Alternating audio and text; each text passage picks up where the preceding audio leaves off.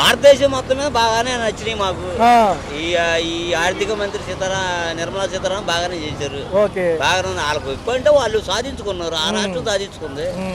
దాన్ని మనం కుళ్ళుకుంటాం సమంజసం కాదు కదా. మనం అసూయ పడకూడదు.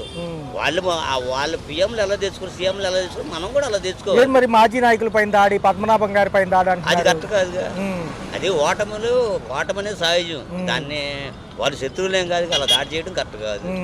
మరి ఏంటి కౌన్సిలర్లు లాగడానికి ఒకళ్ళు 10 లక్షలు అంటున్నారు, ఏంటి వస్తారా ఇటు? అది ఎంతవరకు తెలియదు కదా, వాస్తవం ఎంతవరకు తెలియదు. ఇప్పుడు జంపు జనాలు వీళ్ళు, ఇప్పుడు గోడ మీద గోడ మీద పిల్లి లాంటి వాళ్ళు ఒక దాంట్లో గెలిచి ఇంకో దాంట్లో వెళ్తాం తప్పు. ప్రజలు చూస్తూ ఉంటారు కదా. ప్రజలు అనేవాళ్ళు గొర్రెలేగా.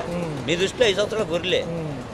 ఓటు అనే ఆయుధం ఉంటుంది చూసారా, అప్పుడు ఈ పెడతారు. నాగబాబు గారి వ్యాఖ్యలు ఎలా ఉన్నాయి? నిన్న పొంగనూరులో మాట్లాడారుగా. No comment.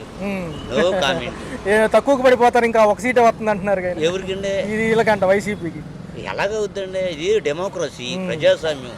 పరిపాలన బాగుందనుకోండి, పరిపాలన బాగుండాలి, లా అండ్ ఆర్డర్ బాగుండాలి. ఐపీఎస్ ఇండియన్ పోలీస్ సర్వీస్ ఎలా ఉండాలి? ఏ ఒత్తిడికి లొంగకూడదు. ఐఏఎస్ ఇండియన్ అడ్మినిస్ట్రేషన్ రోజు 18 గంటలు చదవాలి. ఎవరు పడితే ఆడు చదవలేడు. వాళ్ళకి నియామకాలు లేవుగా, మరి ఇప్పుడు ఉద్యోగ నియామకాలు అంటున్నారు. నియామకాలు అంటే ఉంటాయండి, పూర్వజన్మ సుకృతం. ఇప్పుడు మీరున్నారు, అలాగుండారు, నేను ఎలాగున్నాను. పూర్వజన్మలో పుణ్యం చేసుకుంటే